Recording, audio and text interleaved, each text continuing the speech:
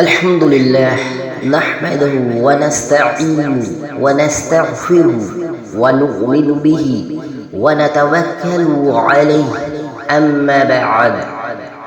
میرے معزز بھائیوں اور بہنوں، میں نہ کوئی عالم دین ہوں نہ ہی مفتی یا فقیہ، میں صرف ایک چھوٹا سا طالب علم ہوں جو اللہ اور اس کے رسول صلی اللہ علیہ وآلہ وسلم کی باتوں کو سن کر، پڑھ کر اور سمجھ کر اپنی بساط کے مطابق آپ تک پہنچانے کی کوشش کرتا ہوں۔ میری آواز کو اللہ نے کچھ اس انداز میں بنایا ہے، شاید سننے والے کو ایسا محسوس ہو جیسے کوئی خطیب یا مولانا بیان فرما رہا ہو، لیکن حقیقت میں یہ صرف اللہ کی عطا ہے اور میرا شوق ہے۔ میری گزارش یہ ہے کہ آپ جو کچھ بھی سنیں اسے صرف میری زبان سے نہیں بلکہ قرآن و حدیث کے آئینے میں پرکھیں۔ اگر کوئی بات اچھی لگے تو سمجھے یہ اللہ کا فضل ہے، اور اگر کوئی کمی یا غلطی ہو تو وہ میری کم علمی اور نادانی کی وجہ سے ہے۔ لہٰذا میری ہر بات کو علماء کرام کے اقوال اور قرآن و سنت کی روشنی میں دیکھیں اور پرکھیں۔ میں صرف ایک ذریعہ ہوں، اصل علم اللہ کے کلام اور رسول صلی اللہ علیہ وآلہ وسلم کی سنت میں ہے۔ اللہ تعالیٰ مجھے اور آپ کو اپنی رضا کے مطابق صحیح سمجھ عطا فرمائے، آمین یا رب العالمین۔ اللہ سبحانہ وتعالیٰ نے اپنے قرآن مجید میں ارشاد فرمایا ہے، سورہ شورى آیت نمبر 68 میں، وَإِنَّ رَبَّكَ لَهُوَ الْعَزِيزُ الرَّحِيمُ۔ آیت کا ترجمہ کرتے ہیں، اور بے شک آپ کا رب یقیناً زبردست بھی ہے اور مہربان بھی ہے۔ اس آیت کی تشریح کرتے ہیں، اِنَّ رَبَّكَ یعنی یقیناً آپ کا رب۔ یہاں نبی کریم صلی اللہ علیہ وآلہ وسلم کو براہ راست تسلی دی جا رہی ہے کہ آپ کا رب ہے جو سب کچھ دیکھ رہا ہے۔ لَهُوَ الْعَزِيزُ وہی غالب ہے، سب پر غالب آنے والا ہے۔ فرعون کی طاقت، اس کا لشکر اور اس کا غرور سب ڈوب گیا۔ اس سے ثابت ہوا کہ اصل عزت اور غلبہ اللہ کے لیے ہے۔ الرحیم اور وہی مہربان ہے، ایمان والوں پر اس کی رحمت چھا جاتی ہے، جیسے اس نے موسیٰ علیہ السلام اور بنی اسرائیل کو بچا لیا۔ یہ توازن ہے، اللہ صرف غالب نہیں کہ سختی کرے بلکہ وہ مہربان بھی ہے کہ اہل ایمان کو بچاتا ہے۔ یہ آیت اللہ کے دو عظیم صفات بتاتی ہے، غالب ہونے کی صفت العزیز اور رحم کرنے کی صفت الرحیم۔ اللہ اپنے دشمنوں پر غالب آتا ہے لیکن اپنے دوستوں پر مہربانی کرتا ہے۔ ہمیں یہ یقین رکھنا چاہیے کہ اگر ہم اللہ کے ساتھ ہوں تو کوئی دشمن بھی ہمیں نقصان پہنچا سکتا ہے اور نہ ہی ہم اکیلے رہ سکتے ہیں۔ میرے بھائیوں اور بہنوں، سوچیں، وہی اللہ جس نے موسیٰ کو بچایا اور فرعون کو غرق کیا، آج بھی وہی اللہ ہمارا رب ہے۔ اگر ہم ایمان کے ساتھ رہیں گے تو اللہ اپنی رحمت سے ہمیں بھی مشکلات کے سمندر سے نکال دے گا۔ یاد رکھیں، وہی رب غالب بھی ہے اور مہربان بھی، دشمنوں پر غالب آتا ہے لیکن اپنے بندوں پر مہربانی فرماتا ہے۔ اللہ سبحانہ وتعالیٰ کا قول ہے اپنے قرآن مجید میں، سورہ شورى آیت نمبر 69 میں، وَاتْلُ عَلَيْهِمْ نَبَأَ إِبْرَاهِيمَ۔ آیت کا ترجمہ کرتے ہیں، اور آپ ان پر ابراہیم علیہ السلام کا حال پڑھ کر سنائیں۔ آیت کی تشریح کرتے ہیں، پچھلی آیت میں موسیٰ علیہ السلام اور فرعون کا قصہ بیان ہوا۔ اس میں نبی صلی اللہ علیہ وآلہ وسلم کو تسلی دی گئی کہ دیکھو اللہ کس طرح اپنے نبیوں کو بچاتا ہے اور دشمنوں کو ہلاک کرتا ہے۔ اب قرآن اور ایک قصہ شروع کر رہا ہے حضرت ابراہیم علیہ السلام کا۔ یہ اس لیے تاکہ اہل مکہ اور سننے والے جانے کہ ہر نبی کی دعوت کا مقصد ایک ہی رہا ہے، اللہ کی وحدانیت اور شرک کی تردید۔ وَاتْلُ عَلَيْهِمْ کا مطلب ہے تلاوت کریں، پڑھ کر سنائیں۔ یہاں حکم نبی صلی اللہ علیہ وآلہ وسلم کو ہے کہ ان کافروں کے سامنے ابراہیم علیہ السلام کا واقعہ پڑھ کر سنائیں۔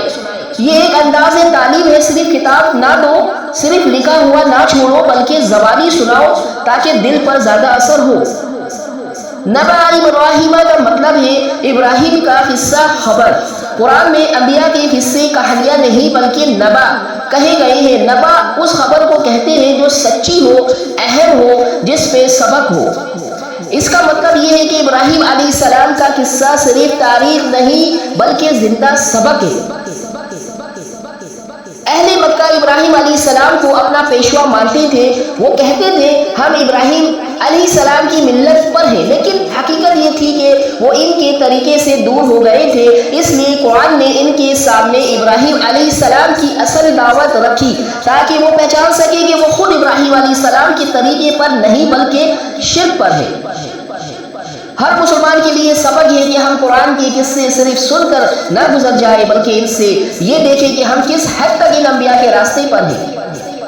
ابراہیم علیہ السلام کا قصہ ہمیں بتائے گا کہ انہوں نے توحید کے لیے اپنے باپ، اپنی قوم، اپنے زمانے کی ساری طاقتوں کا مقابلہ کیا۔ اگر ہم بھی سچے مسلمان ہیں تو ہمیں بھی توحید اور ایمان کے راستے پر ثابت قدم رہنا چاہیے، چاہے کتنی مشکلات کیوں نہ آئے۔ میرے بھائیوں اور بہنوں، اللہ کے رسول صلی اللہ علیہ وآلہ وسلم کو حکم دیا جا رہا ہے کہ ابراہیم علیہ السلام کا قصہ لوگوں کو سناؤ۔ کیوں؟ اس لیے کہ ان کے قصے میں ہدایت ہے، سبق ہے اور توحید کی اصل ہے۔ ہم میں سے ہر شخص یہ سوچے کہ کیا ہم بھی ابراہیم علیہ السلام کے راستے پر ہیں یا ہم صرف نام کے مسلمان ہیں۔ ابراہیم علیہ السلام نے اپنے باپ کو، اپنی قوم کو، حتیٰ کہ نمرود جیسے بادشاہ کو بھی حق بات سنائی، تو ہمیں بھی اپنے گھروں، اپنے معاشرے میں دین کی بات پہنچانی ہے بغیر ڈرے اور بغیر جھکے۔ اللہ تعالیٰ کا قول ہے اپنے قرآن مجید میں سورہ شورى آیت نمبر 70 میں، اِذْ قَالَ لِآبِهِ وَقَوْمِهِ مَا تَعْبُدُونَ، آیت کا ترجمہ کرتے ہیں جب ابراہیم علیہ السلام نے اپنے باپ اور اپنی قوم سے کہا تم کس چیز کی عبادت کرتے ہو۔ آئیے اس آیت کی تشریح کرتے ہیں۔ یہاں ابراہیم علیہ السلام کا قصہ باقاعدہ شروع ہوتا ہے۔ وہ اپنی قوم کو گمراہی اور بت پرستی میں دیکھتے ہیں، وہ اپنے والد کو بھی بتوں کے سامنے جھکتے دیکھتے ہیں، لیکن وہ خاموش نہیں رہتے بلکہ سوال کرتے ہیں تاکہ ان کی عقل کو جھنجھوڑ سکے۔ اِذْ قَالَ، جب یہ لفظ قصے کو زندہ بنا دیتا ہے، گویا سننے والا خود دیکھ رہا ہے کہ ابراہیم علیہ السلام کھڑے ہیں اور اپنی قوم کو مخاطب کر رہے ہیں۔ لِآبِهِ وَقَوْمِهِ، اپنے باپ اور اپنی قوم سے، یہ جملہ بہت اہم ہے۔ ابراہیم علیہ السلام نے سب سے پہلے حق کی دعوت اپنے گھر سے شروع کی۔ اکثر لوگ گھر والوں کو چھوڑ کر دوسروں کو سمجھاتے ہیں، لیکن اصل دعوت گھر سے شروع ہونی چاہیے۔ اس میں ایک بہت بڑا سبق ہے، اگر حق بات سب سے قریب والے کو نہ بتائی جائے تو وہ بوجھ اور بھی بڑھ جاتا ہے۔ مَا تَعْبُدُونَ، تم کس کی عبادت کرتے ہو؟ یہ سوال ایک سوچنے والا سوال ہے۔ ابراہیم علیہ السلام نے ان سے جھگڑا نہیں کیا، برا بھلا نہیں کہا، بلکہ عقل کو جگانے والا سوال کیا۔ مطلب یہ ہے کہ تم ذرا سوچو تو صحیح، جن کے آگے تم سجدہ کرتے ہو وہ آخر ہے کیا؟ کس چیز کے بنے ہیں؟ اس میں کیا طاقت ہے؟ یہ اسلوب دعوت ہے، نرمی اور سوال کے ذریعے لوگوں کو اپنی سوچ پر لانا۔ اس آیت میں ہمیں دعوت کا بہترین طریقہ ملتا ہے۔ اگر ہم بھی چاہتے ہیں کہ لوگ دین کی طرف آئے تو ہمیں ابراہیم علیہ السلام کی طرح سوال کرنا چاہیے، سوچنے پر مجبور کرنا چاہیے، نہ کہ لڑائی جھگڑا کرنا۔ باپ کے ساتھ بھی انہوں نے ادب کے ساتھ بات کی، مگر حق بات چھپائی نہیں۔ یہ ہمیں یہ بھی سکھاتا ہے کہ ایمان کے راستے میں سب سے پہلے آزمائش گھر سے آتی ہے، لیکن صبر اور حکمت کے ساتھ حق کہنا ضروری ہے۔ میرے سننے والے سامعین، ابراہیم علیہ السلام نے اپنی قوم سے سوال کیا، جھگڑا نہیں کیا۔ ہمیں بھی یہی سیکھنا ہے کہ اگر کسی کو دین کی طرف بلانا ہے تو پہلے سوال اٹھائے، عقل جگائے اور پیار سے سمجھائے۔ سوچنے کی بات ہے کہ ابراہیم علیہ السلام نے سب سے پہلے اپنے والد کو دعوت دی، تو ہمیں بھی اپنے اولاد، اپنے والدین، اپنے گھر کو دین کے قریب لانے کی فکر کرنی ہے۔ کیا ہم نے کبھی اپنے آپ سے یہ سوال کیا ہے کہ ہم کس کی عبادت کر رہے ہیں؟ کیا واقعی ہم صرف اللہ کو پکار رہے ہیں یا دل میں دنیا اور خواہشوں کے بت بھی بنے ہوئے ہیں؟ اس طرح یہ آیت صرف ایک تاریخی واقعہ نہیں بلکہ ایک زندہ سبق ہے جو ہمیں دعوت حکمت، ادب اور صبر کے راستے پر لے آتا ہے۔ اللہ سبحانہ وتعالیٰ نے اپنے قرآن مجید میں سورہ شورى آیت نمبر 71 میں قَالُوا نَعْبُدُ أَصْنَامًا فَنَظَلُّ لَهَا عَاكِفِينَ، آیت کی ترجمہ کرتے ہیں، انہوں نے کہا ہم بتوں کی عبادت کرتے ہیں اور ان کے سامنے ہی جمے رہتے ہیں، یعنی ان پر ڈٹے رہتے ہیں، عبادت میں لگے رہتے ہیں۔ آیت کی تشریح کرتے ہیں، قالوا، انہوں نے کہا، یہ ابراہیم علیہ السلام کے سوال کا جواب ہے۔ قوم نے صاف اور سیدھے لفظوں میں اپنے عقیدے کو بیان کیا۔ وہ اپنے غلط عمل پر بھی شرمندہ نہیں تھے بلکہ فخر محسوس کر رہے تھے کہ ہاں ہم بتوں کی ہی پوجا کرتے ہیں۔ نعبدو اسناما، ہم بتوں کی عبادت کرتے ہیں۔ یہاں اسنام بت کا ذکر ہے۔ بت وہ پتھر کی لکڑی یا دھات کے تراشے ہوئے مجسمے تھے جنہیں وہ معبود سمجھتے تھے۔ عبادت کا مطلب جھکنا، ماننا، اطاعت کرنا، دعا کرنا۔ انہوں نے اپنی عبادت کے اصل حقدار اللہ کو چھوڑ دیا اور بے جان چیزوں کو اختیار کر لیا۔ وَنَظَلُّ لَهَا عَاكِفِينَ، اور ہم ان کے سامنے ہی جمے رہتے ہیں۔ عاکفینہ کا مطلب ہے مسلسل کسی چیز کے ساتھ لگے رہنا، چپٹے رہنا، عبادت کے ساتھ بندھے رہنا۔ وہ صبح و شام انہی بتوں کے پاس بیٹھتے، ان کے آگے جھکتے، ان کے نام پر چڑھاوے چڑھاتے، ان کے قصے سناتے، یعنی ان کی پوری زندگی انہی جھوٹے معبودوں کے گرد گھومتی تھی۔ یہ جواب ان کی گمراہی اور ضد کو ظاہر کرتا ہے۔ انہوں نے سوچا تک نہیں کہ ابراہیم علیہ السلام کا سوال کتنا وزنی ہے، تم کس کی عبادت کرتے ہو؟ بس فوراً اپنے عقیدے پر جم گئے اور کہا ہم یہی کرتے ہیں اور یہی کرتے رہیں گے۔ یہی ضد انسان کو حق سے دور رکھتی ہے۔